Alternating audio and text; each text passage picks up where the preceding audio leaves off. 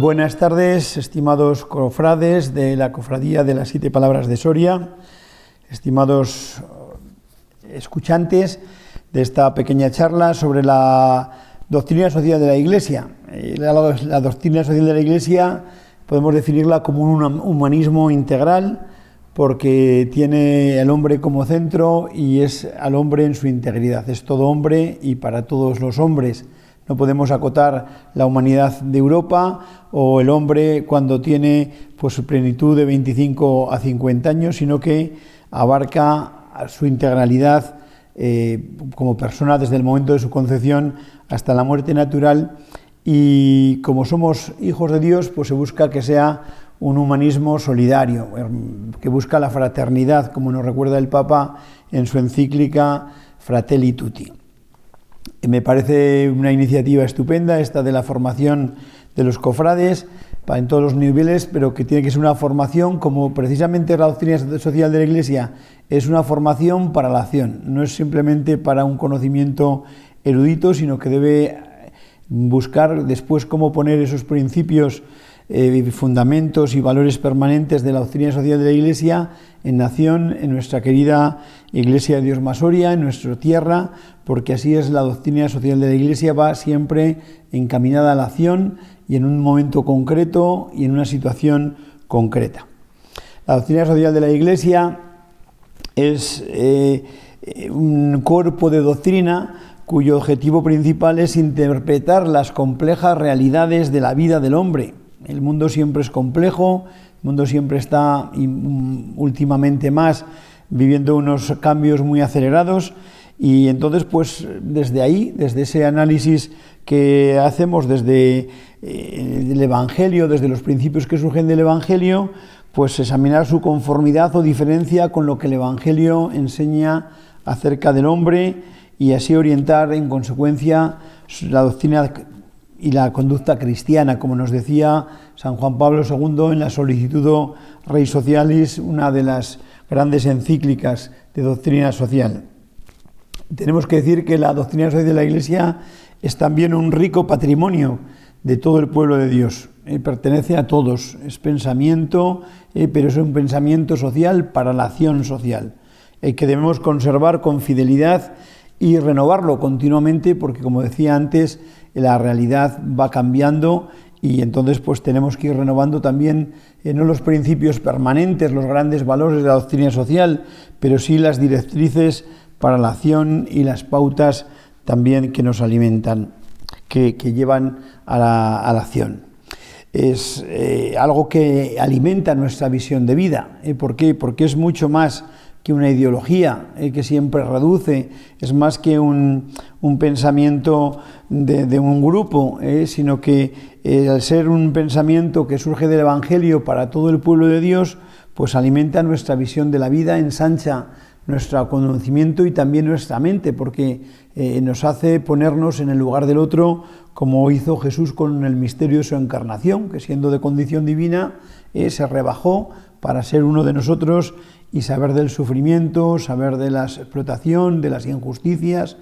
Todo eso que sufrió Jesús sigue existiendo en el mundo y por eso desde Jesús nosotros podemos contemplar cuáles son los principios permanentes, cuáles son los criterios de acción y cuáles son pues, los principios y valores de la doctrina social de la Iglesia. Es un cuerpo de la Iglesia, como decía, un cuerpo doctrinal.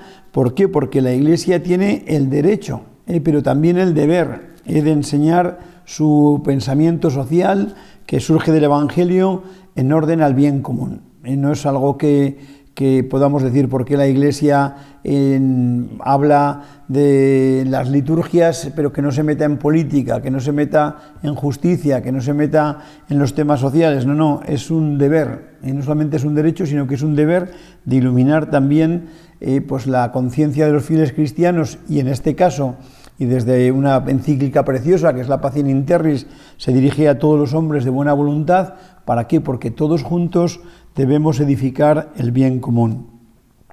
Así nos lo dice la Constitución del Vaticano II, que habla de estos temas sociales, es la Constitución Pastoral Gaudium et Spes del Vaticano II, el número 76. La Iglesia ha sentido y sigue teniendo, como digo, esa obligación de cumplir con su deber con claridad y franqueza, aunque sepa que su grito no siempre será acogido favorablemente por todos. Lo vemos con la penúltima encíclica social, que es la Laudato Si. Y Laudato Si es una encíclica social que habla sobre los temas de la ecología, de la naturaleza, sobre el cuidado de la casa común, como le gusta decir al Papa Francisco, pero que ha sido pues acogida pues con muchas críticas. ¿Por qué? Porque pone en cuestión este sistema económico, este sistema economicista que prioriza la producción sobre el cuidado de la naturaleza. Y entonces, claro, pues las grandes multinacionales y los grandes oligopolios pues se han enfrentado claramente contra esta doctrina social que el Papa Francisco propone en la Laudato Si.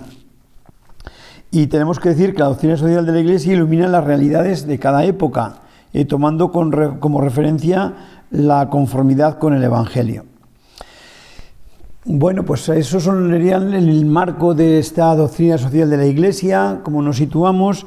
Y tenemos que partir de lo que estamos viviendo ahí, que trata de dar respuesta a la doctrina social de la Iglesia, pues desde la vivencia religiosa hoy, cuál es la doctrina de la naturaleza de la doctrina social de la Iglesia, cuáles son los principios de la doctrina social de la Iglesia, la doctrina social de la Iglesia y la presencia del cristiano en el mundo, y luego pues una pequeña conclusión. En primer lugar hablamos pues de la vivencia religiosa hoy, que la vemos y la experimentamos todos como que hay una crisis de transmisión de la fe cristiana. Todos tenemos la sensación de que hay una crisis de la vivencia religiosa, y esto no pasa porque hayamos sido o seamos malos cristianos, sino porque la sociedad está cambiando. Y ya a lo mejor los métodos de transmisión, los métodos de testimonio, pues en parte no pueden ser los mismos que eran en otro tiempo. Observamos una falta de relevo generacional en la Iglesia, y esto debe preocuparnos y nos preocupa a todos. Y es porque a lo mejor pues la Iglesia no ofrece o no es el signo de vida, de compromiso que debe ser. Por eso el efecto principal de nuestra cultura sobre la religión no es la desaparición de la religión, de la religiosidad, que a lo mejor se manifiesta en los deportes, se manifiesta en el amor a las mascotas, en el consumismo, en el amor a la música, sino que viene de que estamos en medio de una cultura en la que se prevalece el ser al tener, en la que prevalece el sentimiento sobre la razón. Y eso pues está generando un proceso de deshumanización, como nos recordaba el Papa recientemente fallecido, Benedicto XVI, en la encíclica Caritas in Veritate. El ideario posmoderno fomenta un tiempo de pocas utopías, esos grandes ideales de construir un mundo, de que se acabe el hambre en el mundo, porque es posible. Parece que eso ya a la gente le viene muy de lejos, que ya no le interesa, que prefiere quedarse con su propia realidad, a su gusto, en su sofá, cómodamente, y que no le hablen del prójimo, porque eso es para los curas o las monjas, ¿no? Sin embargo, nosotros creemos que eso es lo que da sentido a la vida del hombre, el sentirse amado por Dios, como hijo de Dios que Él, y hermano de todos los hombres, y entonces desde ahí preocuparse por el bien común, por mejorar la vida de aquellos que son nuestros hermanos y que lo están pasando peor.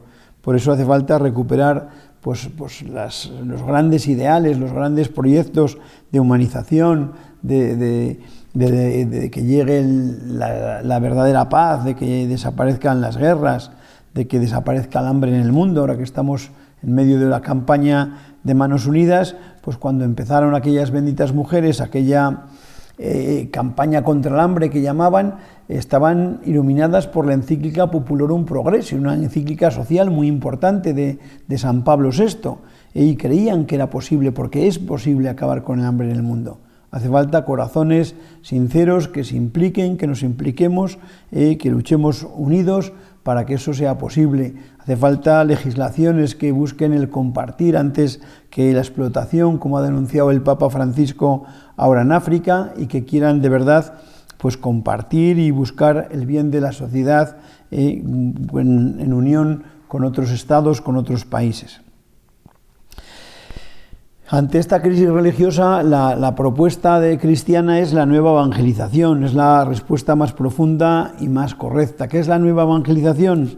Pues en suma, pues es las condiciones de la cultura y que hace que nosotros nos sintamos verdaderos testigos, verdaderos cristianos, verdaderos hijos de Dios, y que el Papa San Pablo VI llamaba la civilización del amor, Juan Pablo II y Benedicto XVI llamaban la nueva evangelización, y que hoy sigue siendo necesaria, y que el Papa Francisco pues también dice que la hagamos, pero que la hagamos. El Papa Francisco incorpora el tema de la sinodalidad, es decir, no podemos ir de francotiradores a hacer la nueva evangelización o la civilización del amor, sino que hace falta que la hagamos en sinodalidad, sintiéndonos en camino, en proyecto. Dice que el tiempo es superior al espacio, que la hagamos en sinodalidad, tomando conciencia de que el anuncio del Evangelio es tarea de todos y que debe ser realizada entre todos, cada uno como bautizados, como miembros de la Iglesia, poniendo nuestros talentos al servicio de este anuncio del Evangelio como Jesús nos llamó. Y claro, entonces eso exige también una formación y una oferta de comunidades cristianas vivas, donde nos sintamos todos a gusto en nuestra parroquia, como si fuera nuestra propia casa, sintiéndonos todos responsables y cuidadores de la parroquia y mantenedores de la misma. Y también es necesario que se vea en nosotros cristianos un compromiso serio por la justicia social, que nos preocupemos precisamente como hacía Jesús, por los alejados, por los más pobres, por aquellos que están en las periferias, por aquellos que son descartados, como le gusta decir al Papa Francisco. Y entonces, cuando vean nuestro compromiso, habrá gente que se sienta motivada. Mirad cómo se aman, cómo se sintieron motivados al principio de la historia del cristianismo. Por eso tenemos que cuidar 5 rasgos básicos en nuestra fe y en nuestro cristianismo: buscar una experiencia profunda y rica de Dios, tener una presencia solidaria en la realidad actual de nuestro mundo, que se realice en comunidades fraternas, que se potencie una fe formada y crítica, puesto que también hay que estar presente en el mundo de la cultura. También tenemos que dar razones de nuestra esperanza, como decía San Pedro en la primera carta, y favorecer la celebración festiva de la fe. Si nos sentimos amados por Dios, si nos sentimos queridos por Él, tenemos que celebrarlo y darle gracias con sinceridad.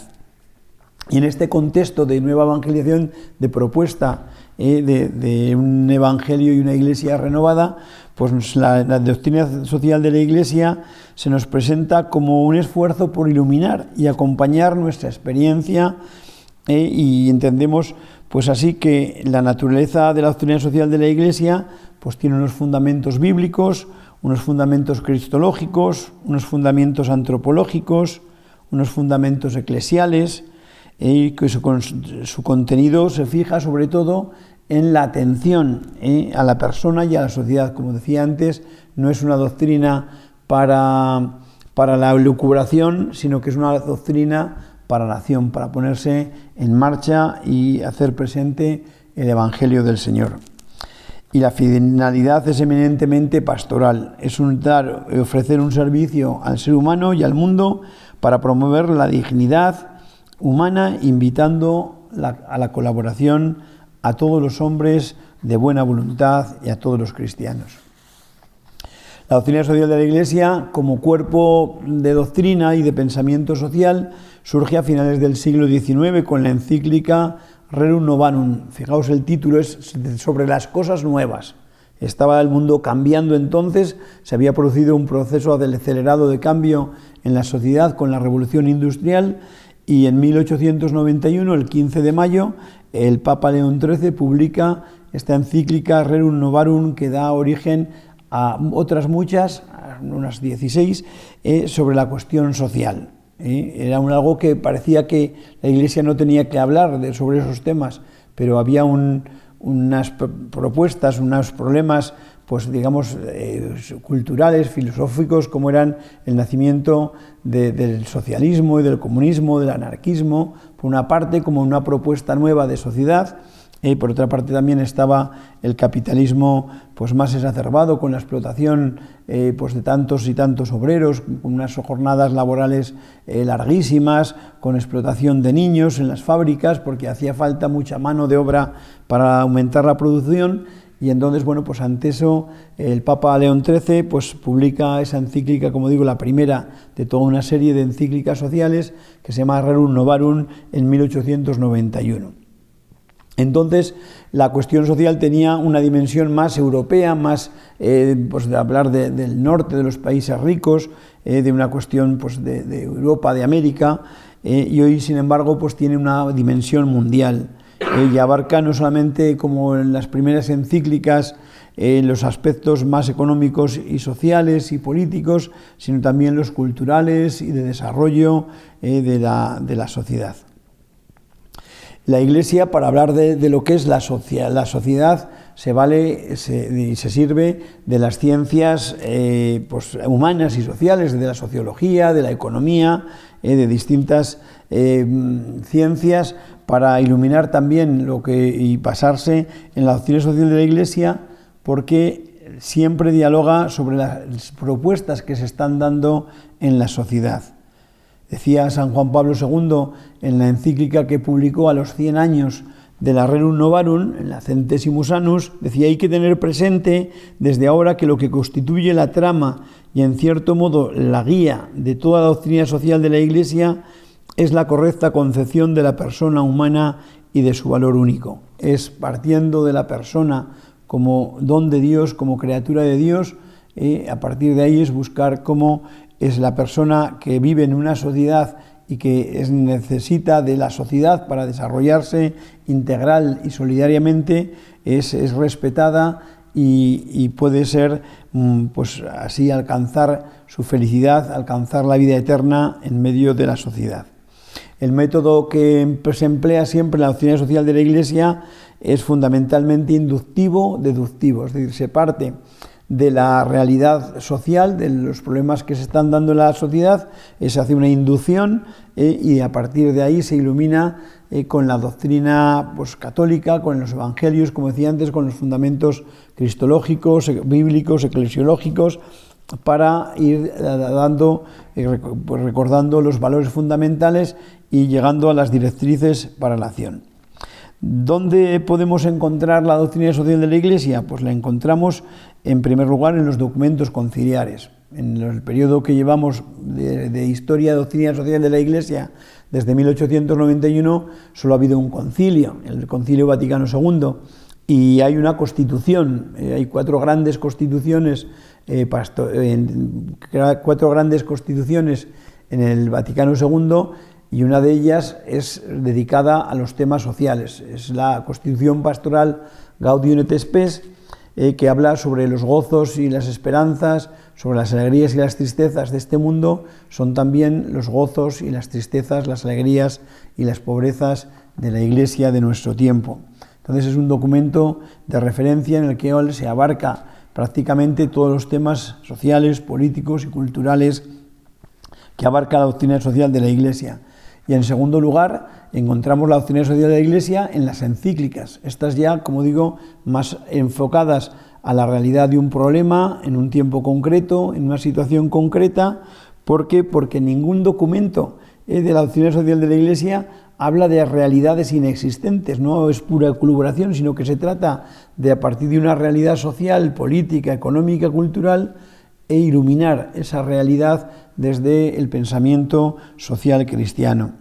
También encontramos doctrina social en las cartas y exhortaciones apostólicas de los papas, en los sínodos episcopales, en los documentos de organismos vaticanos. Por ejemplo, son muy importantes los documentos de justicia y paz, del dicasterio Justicia y Paz.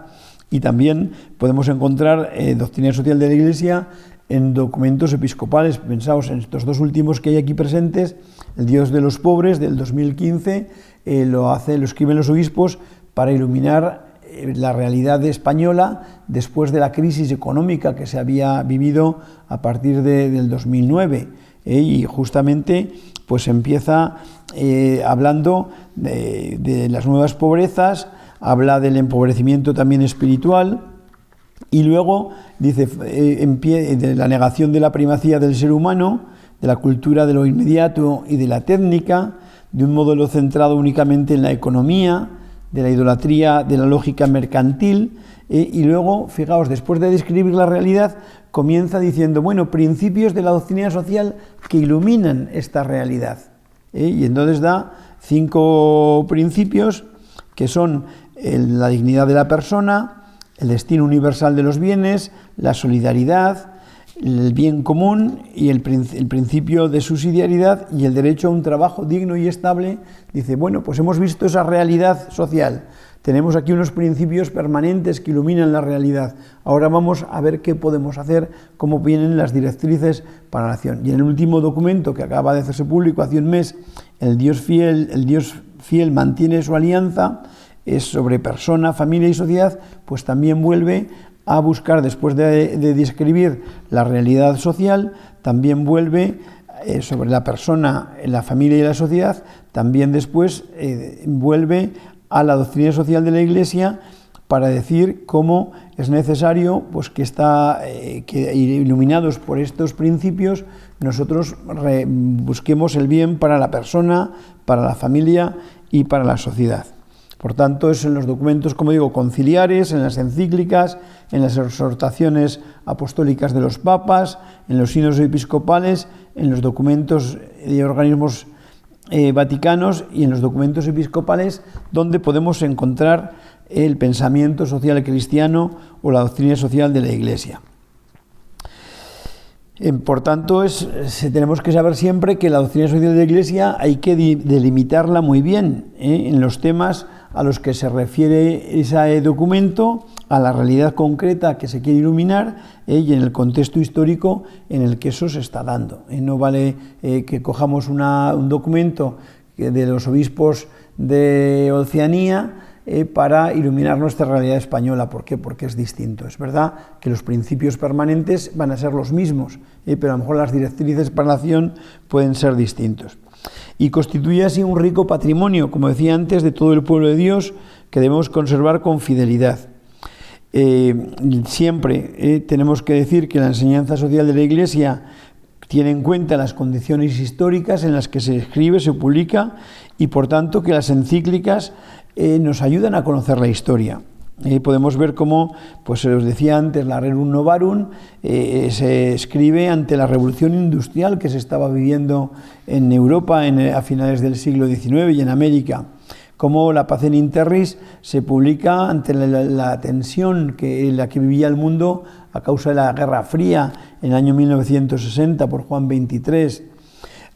Luego, por ejemplo, la Populorum Progressia ante la conciencia del subdesarrollo y del abismo entre pobres y ricos. El Papa San Pablo VI había ido a la India y había visto pues, ese abismo de distancia, de subdesarrollo que había en unos países, por ejemplo en la India, o lo que había en Europa, ¿no? Y entonces ante eso publica esa encíclica sobre el progreso de los pueblos, la Populorum Progressio.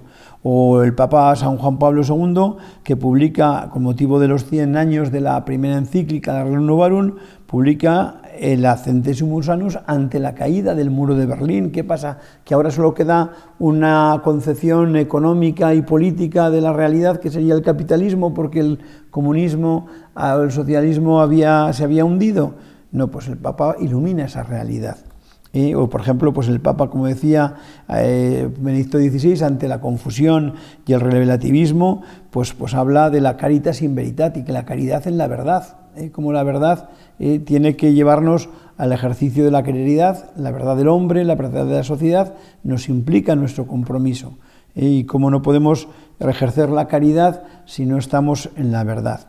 Y el Papa Francisco pues ha publicado 2 encíclicas, una en el año 2015 sobre la situación y el cuidado de la casa común, de la creación, todo el problema del cambio climático, que es un reto para toda la sociedad mundial. Como os decía antes, ya los problemas no son de una zona o sino que ya suelen ser problemas mundiales cuando se abarcan en las encíclicas.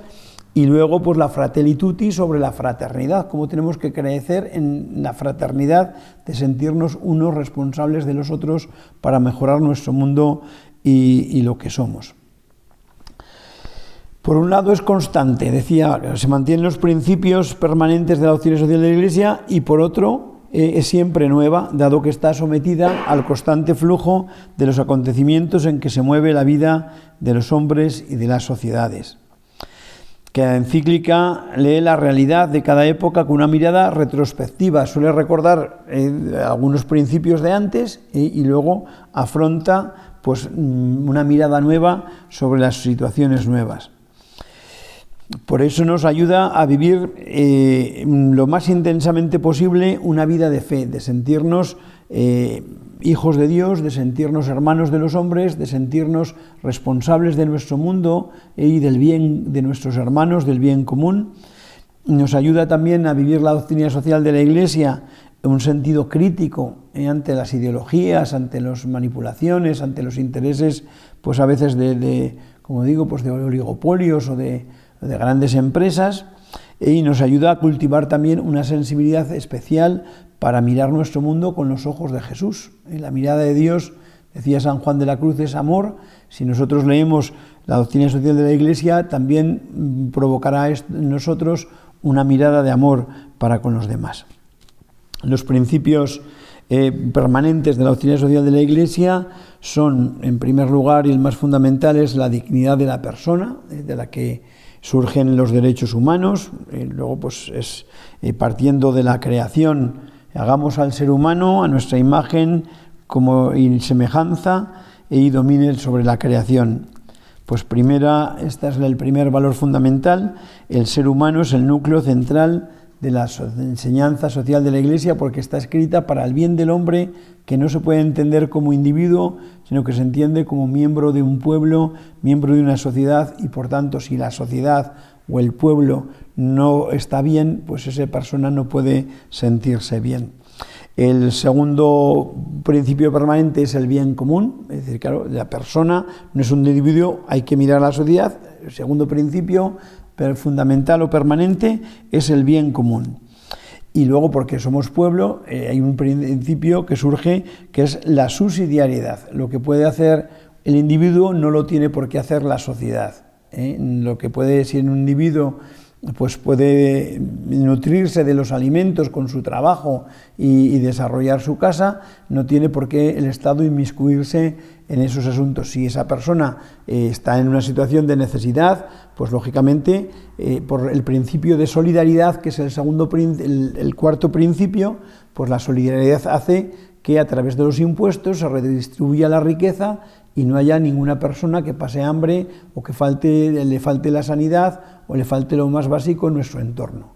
Es decir, de la persona, del principio fundamental de la dignidad de la persona, surge el principio de subsidiariedad, y del principio del bien común surge el principio de la solidaridad. Tenemos 4 principios, después estaría el destino universal de los bienes, nadie es dueño, va unido con la propiedad privada, es algo mío, yo tengo una propiedad privada y lo recoge la doctrina social de la Iglesia como un principio fundamental, pero saber que mi propiedad está en función del destino del bien común. Por eso nos pueden expropiar una finca para una carretera, porque el destino, la creación es para todos y el bien común debe primar sobre el bien particular. Y estos serían los principios que brotan del mensaje evangélico, que brotan pues de la realidad de nuestra vida y de lo que es. Por eso, pues tenemos que quedarnos que merece la pena. Aquí hay una síntesis, he traído también este documento, que es el DOCAT, es a partir del verbo to do en inglés, que es hacer, pues así como hay el YUCAT, que es el catecismo para los jóvenes, así como hay luego pues también una síntesis para oración, esto es para hacer, el catecismo para hacer, para la acción, el DOCAT. Y entonces, bueno, pues quedarnos con lo que no es la doctrina social de la Iglesia, no es una doctrina política, no es una doctrina económica, no es una tercera vía, no es algo que reivindique un poder para la Iglesia, sino que la Iglesia lo fomenta y lo difunde como algo que sirve para evangelizar, para dar testimonio, para trabajar por el bien común, y no propone opciones técnicas. sino que esas son competencias de la sociedad civil o del Estado, sino que de lo que propone son pues, principios morales para la acción, que como digo, pues son principios y valores permanentes que luego pues, son también directrices para la acción. ¿Qué es? Pues como decía, es un rico patrimonio de enseñanza que la Iglesia ha ido adquiriendo progresivamente y especialmente en estos últimos 100 años, como una respuesta a los desafíos de la realidad humana y social, expresada en esos 3 niveles de principios permanentes, criterios de juicio y orientaciones para la acción, que toma como fundamento la dignidad de la persona con el objetivo de construir una sociedad más justa y más humana conforme al designio del reino de Dios que inspira la acción de los pueblos, de los gobernantes y de todos los hombres de buena voluntad que quieran aceptarlo. Acabo con esta cita que os vendrá muy bien a vosotros, cofrades, para que la recordéis, de San Juan Pablo II, en la exhortación apostólica Iglesia en Europa, que decía: es necesaria la presencia de laicos cristianos que en las diversas responsabilidades de la vida civil, de la economía, de la cultura, de la sociedad, de la educación y de la política, trabajen para infundir los valores del reino. Pues que así sea. Gracias por vuestra atención, queridos cofrades, y que el estudio y la profundización en la doctrina social de la Iglesia os sirvan también para que individualmente, en primer lugar, y también como cofradía, pues también promováis pues acciones sociales que lleven pues al bien común y que tengan incidencia en nuestra ciudad y en nuestra diócesis de Osma Soria.